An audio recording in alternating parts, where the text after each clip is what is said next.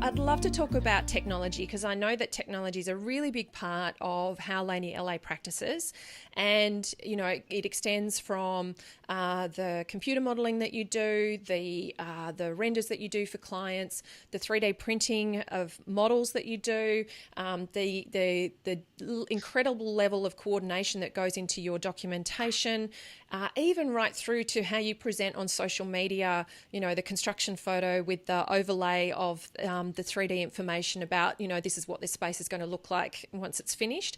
How did you sort of get on this process of technology? And I'm also really curious how the design process physically starts for you. Does it start with technology or does it still start, you know, paper, pen, all of those types of things? Can you just talk me through how all of that stuff of how technology's become such a big part of Laney LA? Yeah, great question. So when when people ask us, "Oh, how are you different?" It's not the whole answer, but it is part of the answer. I'll immediately say we are high tech and we're high touch. And so so half of it is high tech. That means we want to leverage every ounce of an advantage that we can from world-class technology. And so your audience is probably aware that building information modeling, BIM, is a powerful tool in our industry to not only coordinate and simulate what a building will look like or feel like, but what the mechanics and bones and structure of that project, how that can be basically coordinated very well. Most of our referral sources actually numerically come from builders because I think builders appreciate designers who can coordinate well. So how did we come about it? Our staff does lean on the younger side. I have a personal interest in technology. And so I do think it's just part of our DNA.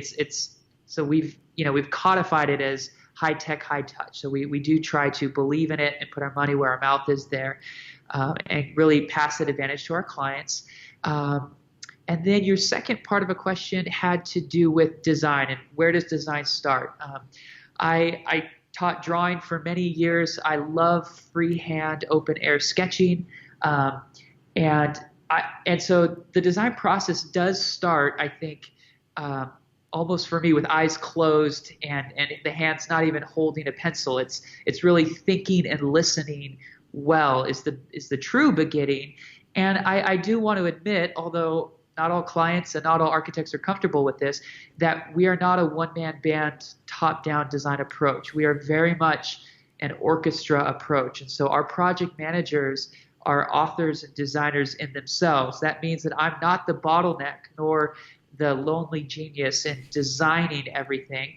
I do take great care to coach my designers to provide a level of quality control for the caliber of the deliverable that we produce.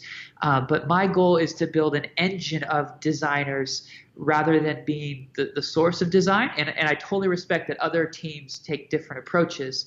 But the beginning of design, I think, is usually, if I'm answering as honestly as I can, is a conversation between a client, myself as the principal, and the project manager on our team. And that dialogue starts to spin ideas about what is possible and what we're all imagining. And then we move very quickly into a hybrid approach between hand drawing and crude 3D modeling that can somehow capture these ideas. Yeah, it's really amazing. Do you do those early models in SketchUp or do you hit ArchiCAD straight away with those early models? It's a great question. So I love SketchUp. We love Rhino 3D Max. There's not a software we don't love and use, but 99% of what we do is in ArchiCAD. And so unless we have a collaborator who's bringing a certain file to us, we'll open up our template in ArchiCAD and just get to work.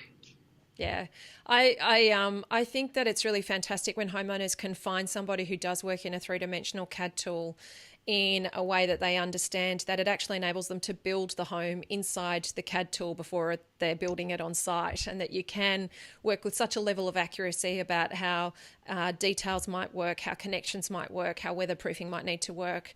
So it's also it's fantastic for a potential client to be able to see and obviously visualize their home in 3D, walking around inside it or seeing the view from outside. But as a designer, I think it's incredibly powerful for what it enables you to do in testing and ensuring yourself and having a confidence about the detailing that you're creating, particularly in bespoke homes, that it's going to work, and then being able to illustrate that to a builder or contractor of this is what we're envisaging, is this, the buildability of this, and I think that it's a really powerful tool that possibly a lot of people get a little bit nervous about the learning exercise of it. But yeah, I think once you can embrace it, it's definitely becomes part of a really important I suppose methodology in your practice and your practice delivery. So yeah. And well said.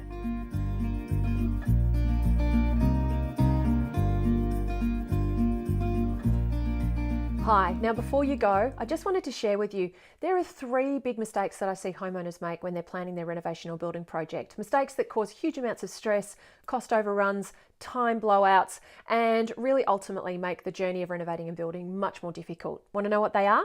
Well, the first of those 3 mistakes is that people just dive into the process. They don't really prepare for it. They don't really understand what are the right steps to take and when, and they just barrel in. And I think homeowners do this because it's a big, overwhelming process building or renovating your home. It involves a lot of big decisions, a lot of money. But unfortunately, if you're only ever taking steps ahead, not really knowing the full picture, it's very easy to get lost, misled, end up in a completely the wrong spot, and for it to be very expensive and time consuming to get yourself out of that position.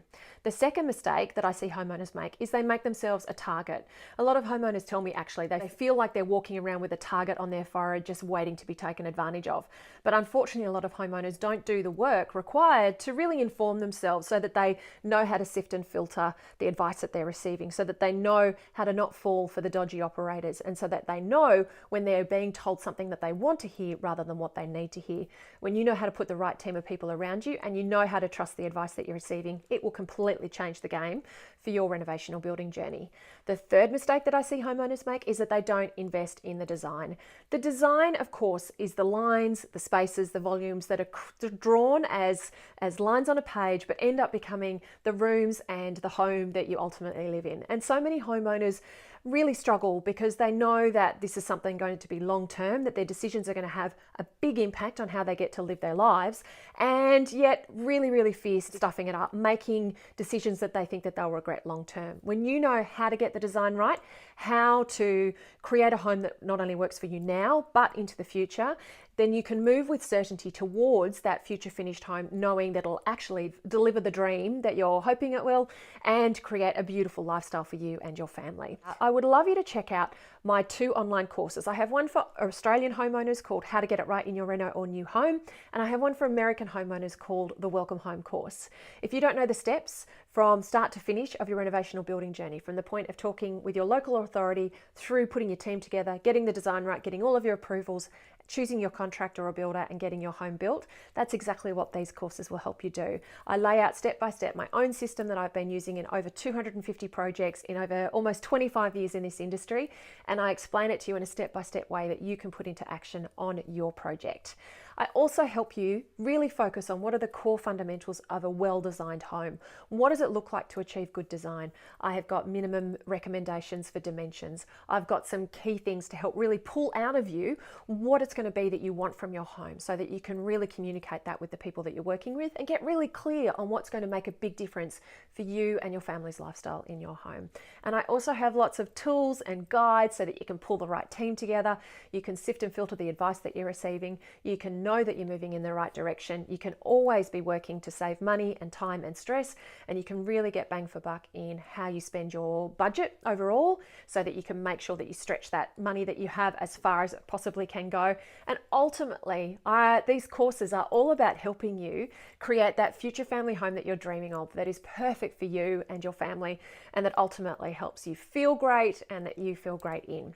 So again, for Australian homeowners, it's How to Get It Right in Your Reno or New Home. home. And for American homeowners, I teamed up with Eric Reinholdt of 30 by 40 Design Workshop. He's an award-winning American architect based in Maine, and we created the Welcome Home course. The links are below for you to check out both of these courses. I would love to see you on the inside and really help you create that future family home that you're dreaming of and get it right whilst you save time, money and stress.